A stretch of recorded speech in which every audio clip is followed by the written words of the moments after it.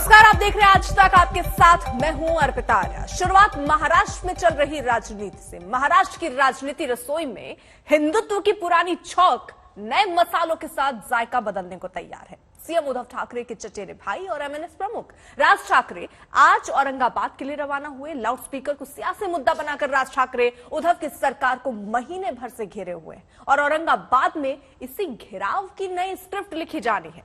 कल शाम 6:30 बजे औरंगाबाद के सांस्कृतिक मैदान से राज ठाकरे हुंकार भरेंगे।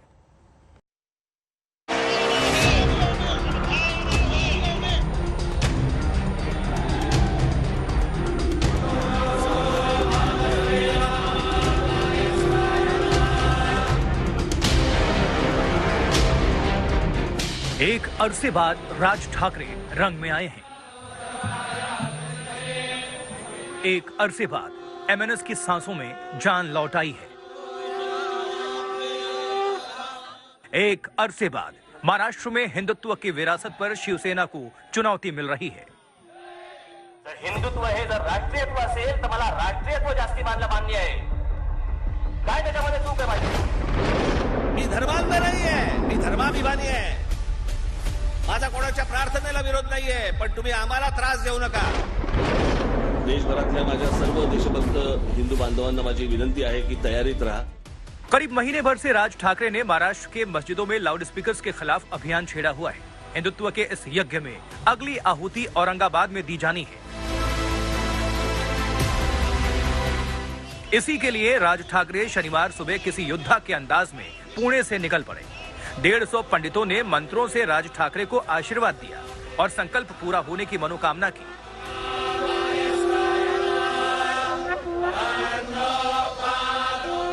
और राज ठाकरे का काफिला पुणे औरंगाबाद हाईवे पर बढ़ चला। गुलाब के फूलों की पंखुड़ियां यहाँ पर हवा में उड़ाई जा रही हैं। करीब 100 पंडितगण यहाँ पर आए थे जिन्होंने यहाँ पर मंत्रोच्चारण किया है। राज ठाकरे ने इन सभी लोगों से आशीर्वाद लिया है। राज ठाकरे अपने राजनीतिक जीवन की एक नई शुरुआत कर रहे हैं। यहाँ से क्या आशीर्वाद मिला है आज उन्हें? राज साहेब जी ने अत्यंत आनंदित होके हमारा शुभाशीर्वाद जो है वो उन्होंने रिसीव किया है। कैसा भविष्य देख रहे हैं आप राज ठाकरे का? अभी तो उज्जवल भविष्य है। राज जी बोलिए, राज जी ठाकरे बोलिए। आपके राज जी का कैसा भविष्य है बताइए? राज जी का भविष्य उज्जवल है हाँ। उनको हमेशा हम उनके पीछे है और भगवान भी उनके पीछे है। चलिए ये करीब 250 किलोमीटर का सफर तय करके राज ठाकरे औरंगाबाद पहुंचेंगे। रविवार को औरंगाबाद में वो एमएनएस कार्यकर्ताओं की रैली को संबोधित करेंगे। औरंगाबाद के रास्ते में 20 जगहों पर एमएनएस कार्यकर्ताओं की टोली उनके अभिनंदन के लिए तैयार है। रास्ते का पहला स्टॉप पुणे से करीब 30 किलोमीटर दूर छत्रपति संभाजी की समाधि पर हो। जो पुरोहित है, जो तकरीबन 100 के करीब संख्या में यहाँ पर मौजूद है, वो यहाँ पे मंत्रोच्चार का पठन कर रहे हैं, आशीर्वाद दे रहे हैं। और राज साहब ठाकरे है कि वो यहाँ से यानी पुणे से औरंगाबाद की ओर अभी निकल पड़े हैं। जो उनका निवास स्थान है उसके बाहर यहाँ पर वो आ चुके हैं। कुछ ही देर पहले जो पुरोहित है, जो ब्राह्मण है, उन्होंने उनके ऊपर जो आशीर्वाद दिए, जो मंत्रोच्चार का पठन किया, वो हमने सुनाई दिया है। राज ठाकरे मातोश्री से काफी दूर हो चुके हैं, ये बात सभी जानते हैं। बाला साहब की विरासत पर उनकी दावेदारी कभी परवान नहीं चढ़ पाई। इसी वजह से भाई उद्धव के साथ संबंध भी फीके पड़ते गए। इसके बावजूद दोनों भाइयों में ऐसी तल्खियां पहले कभी नहीं दिखी जो पिछले 1 महीने में दुनिया के सामने आ गई। हिंदुत्व की सियासत पर राज ठाकरे की नई पारी उद्धव को कतई रास नहीं आ रही है। आप योगी जी उनका कैसा स्वागत करता है मुझे देखना है। अभी हिंदुत्ववादी हो गए। जिसने योगी जी के शरीर पर जो भगवे वस्त्र है उसका अपमान किया था। हाँ, एक गंजा आदमी भगवे वस्त्र पहनकर घूमता है, तो आप हमें हिंदुत्व सिखाने की भाषा करते हो। भाई छोड़ दीजिए, ज्यादा बात करूंगा तो आपको बाहर निकलना मुश्किल होगा। किसी को रास आए ना आए, हिंदुत्व के सफर पर राज ठाकरे का काफिला तेजी से बढ़ता जा रहा है। अपने नेता का ये कायाकल्प देखकर सोए हुए कार्यकर्ता भी चौकन्ना हो गए हैं। शिवाजी के नाम की हुंकार और राज ठाकरे की जय जयकार से पुणे औरंगाबाद हाईवे गूंजने लगा। तिलक, आरती की थालियां और फूलों के हार हर जगह राज के इंतजार में पलक पावने बिछाए नजर आए। स्वागत तो हर एक हिंदू करेगा, और राज ठाकरे आज वड़ू में आ रहे हैं, तो वड़ू ये एक शक्तिपीठ है। देखो, देश के लिए कैसा जीना ये छत्रपति शिवाजी महाराज बताते हैं, और देश के लिए कैसा मरना ये छत्रपति संभाजी महाराज सबको बताते हैं। और जिन्होंने ये महाराष्ट्र को शक्ति दिया, शौर्य दिया, ऐसे ये दो महापुरुष है। राज ठाकरे जी आज यहाँ संभाजी महाराज के आशीर्वाद ग्रहण करने के लिए आ रहे हैं। बहुत अच्छी बात है, स्वागत की बात है। ये भी दिलचस्प है कि रविवार की अपनी रैली के लिए राज ठाकरे ने चलो संभाजी नगर का नारा दिया है। औरंगाबाद को संभाजी नगर करने की मांग लंबे अरसे से उठ रही है, लेकिन राज ठाकरे ने अपनी सियासत की नई पारी का आगाज ही औरंगाबाद को संभाजी नगर बनाकर किया है। राज ठाकरे के पहुंचने से पहले यहां तैयारियां भी करीब करीब पूरी हो चुकी हैं। सांस्कृतिक मैदान को भगवा रंग में रंग दिया गया है। बड़े से मंच पर भी भगवा रंग है। इसी मंच से राज ठाकरे लोगों को संबोधित करेंगे। मंच से ठीक सामने वीआईपी मेहमानों के लिए सोफे रखे गए हैं। एमएनएस को इस रैली की इजाजत कई शर्तों के साथ दी गई है। इंतजार रविवार का है, जब राज ठाकरे की नई और बढ़ी हुई ताकत का असल अंदाजा मिलेगा। पुणे से पंकज खेलकर और मुंबई से साहिल जोशी के साथ आज तक ब्यूरो। राज ठाकरे की सियासत काफी अरसे से ठंडी पड़ी थी, लेकिन अचानक हिंदुत्व की पिच पर उनका फ्रंट फुट पर आकर खेलना कई संभावनाओं को जन्म दे रहा है। हिंदुत्व की सबसे बड़ी झंडा बरदार शिवसेना को अचानक से राज ठाकरे चुनौती देने लगे हैं। अब दिलचस्प बात यह है कि एक जमाने में बीजेपी नेताओं पर तंज कसने वाले राज ठाकरे एकाएक योगी आदित्यनाथ की तारीफ करने लगे हैं, तो दूसरी तरफ बीजेपी नेता भी राज ठाकरे के समर्थन में खड़े होते दिख रहे हैं।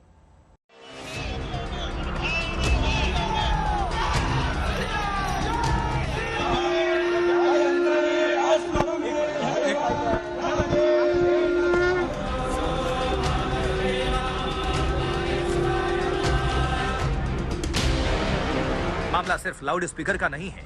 उद्धव समेत पूरा महाराष्ट्र ये बात अच्छी तरह समझ रहा है कि राज ठाकरे लाउड स्पीकर पर हिंदुत्व का राग छेड़ रहे हैं, ताकि इस बार उनकी आवाज अनसुनी न रह जाए।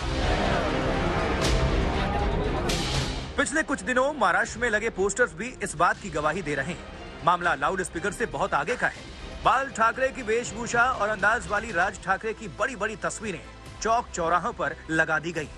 संदेश साफ है कि बाल ठाकरे के बाद खाली पड़ी हिंदू हृदय सम्राट की गद्दी के असल हकदार वही हैं। उद्धव इतने तिलमिला गए हैं कि राज को जवाब देने के लिए गठबंधन के अनकहे समझौतों से भी बाहर जाकर बाबरी मस्जिद का सवाल उठा रहे हैं। शिवसेना की एक अंदरूनी बैठक में उद्धव ठाकरे राज पर जमकर बरसे। उद्धव ने कहा कि जब बाबरी मस्जिद गिराया गया तब राज ठाकरे कहां थे। दरअसल अपने जीते बाल ठाकरे बार बार यही दावा करते रहे कि अगर किसी शिव सैनिक ने बाबरी मस्जिद गिराया है तो वो उस पर गर्व करते हैं। लेकिन अब वक्त बदल गया है। अयोध्या के नाम पर बीजेपी और उसके सहयोगियों को घेरने वाली कांग्रेस शिवसेना के साथ महाराष्ट्र सरकार में भागीदार है। मजे की बात यह है कि राज ठाकरे पर उद्धव ठाकरे के इस सवाल पर जवाब देने बीजेपी नेता आगे आ रहे हैं। जब बाबरी मस्जिद गिराई गई तब राज ठाकरे कहां थे ये तो पता नहीं, लेकिन ये जरूर पता है कि उद्धव ठाकरे उस वक्त चटाई पर बैठकर अपना कैमरा साफ कर रहे थे। और भी दिलचस्प बात यह है कि यूपी बिहार के नाम पर जहर उगलने वाले राज ठाकरे को भी अचानक यूपी के सीएम योगी आदित्यनाथ आदर्श लगने लगे। उद्धव पर निशाना साधने के लिए वो योगी को ही सामने रख रहे हैं। राज ठाकरे ने सीएम योगी को शुभकामनाएं देते हुए आभार तो प्रकट किया, साथ ही ये भी लिख दिया कि बदकिस्मती से महाराष्ट्र में योगी नहीं भोगी है, जगदम्बा उन्हें सद्बुद्धि दे। राज ठाकरे साहब तो राज ठाकरे साहब है, वो उनके जैसा एक ही आदमी हो सकता है और वो खुद हो सकते हैं। ये जो बैठे सत्ता में वो भोगी है, उनको सत्ता ही भोगना है, उनको कुछ काम नहीं करना है। लेकिन नारा कौन दे रहा है?